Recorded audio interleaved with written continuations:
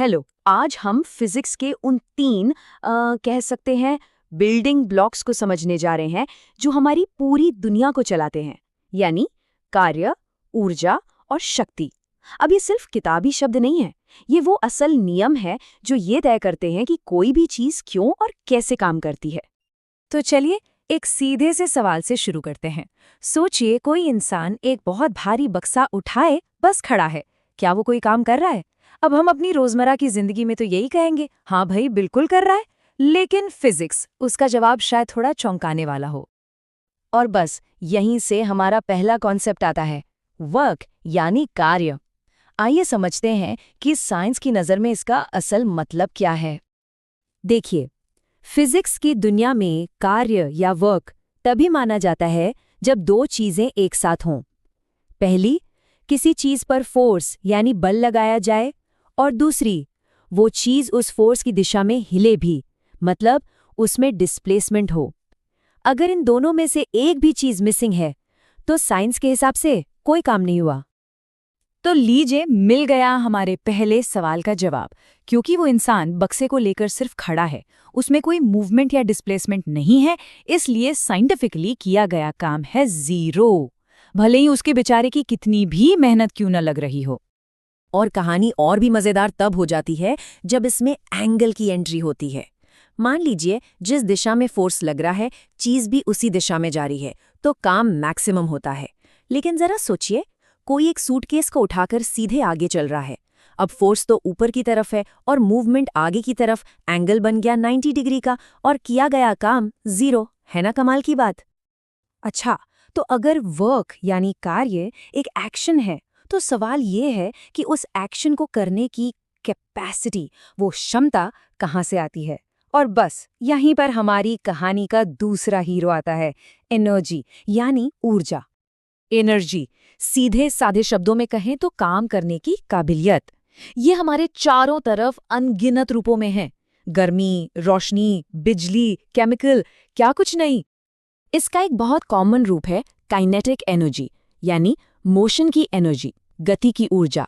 कोई भी चलती हुई चीज, फिर चाहे वो भागता हुआ कोई इंसान हो या तेज रफ्तार कार, सब में काइनेटिक एनर्जी होती है। और ये दो चीजों पर डिपेंड करती है, चीज के वजन यानी मास पर, और उसकी स्पीड यानी वेलोसिटी पर।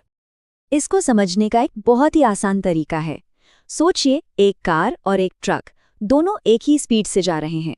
जाहिर है ट्रक का वजन बहुत ज्यादा है, तो उसकी काइनेटिक एनर्जी भी उस कार से कहीं कहीं ज्यादा होगी। सिंपल।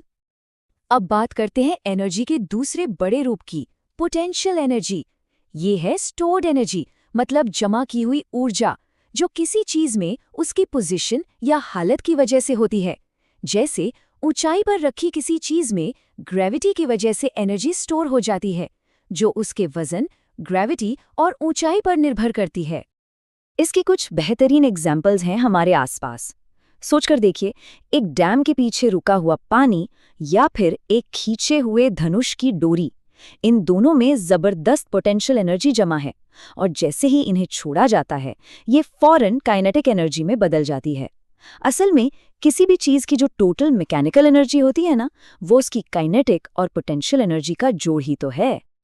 तो अब हम एक ऐसे नियम पर आ गए हैं जो इन सारी बातों को एक धागे में पिरोता है। ये फिजिक्स के सबसे जरूरी नियमों में से एक है, और ये नियम है ऊर्जा संरक्षण का नियम, law of conservation of energy. ये कहता है, और ये बहुत गहरी बात है, कि इस ब्रह्मांड में एनर्जी की कुल मात्रा फिक्स है। इसे न तो बनाया जा सकता है और न ही खत्म किया जा सकता है। ये बस एक रूप से दूसरे रूप में बदलती रहती है। और पता है सबसे बढ़िया बात क्या है? ये सिर्फ कोई थ्योरी नहीं है, हम इस एनर्जी के रूप बदलने के खेल को हर दिन हर पल अपने चारों ओर होते हुए देखते हैं। इसका एक बहुत ही शानदार मॉडर्न एग्जाम्पल है दिल्ली मेट्रो का ब्रेकिंग सिस्टम।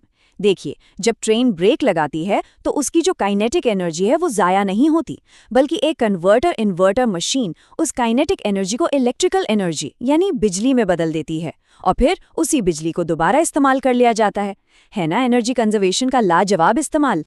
चलिए कुछ और रोजमर्रा के उदाहरणों पर नजर डालते हैं।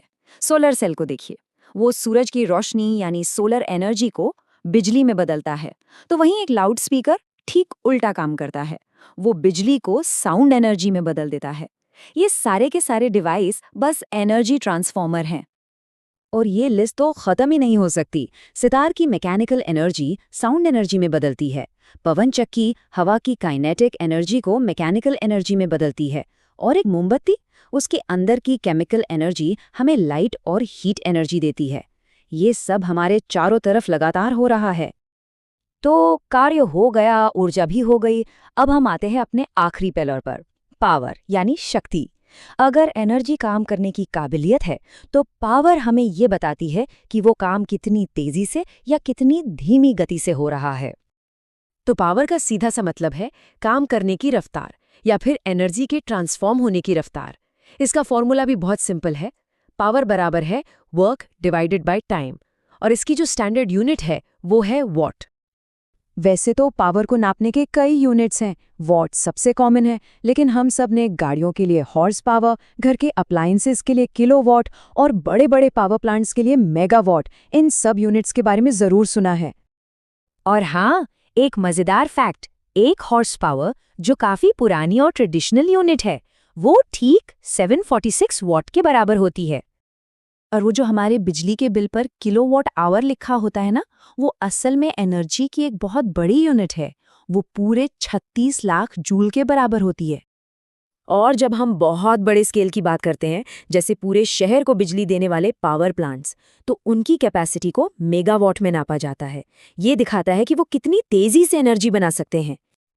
तो ठीक है, हमने कार्य, ऊर्जा और शक्ति तीनों को समझ लिया, लेकिन जाते जाते एक सवाल है। अगर नियम ये कहता है कि एनर्जी कभी खत्म नहीं होती, तो फिर हमें ऐसा क्यों लगता है कि हमारी एनर्जी खर्च हो गई? जब कोई मशीन काम करती है तो उसकी एनर्जी आखिर चली कहाँ जाती है? सोचिएगा जरूर।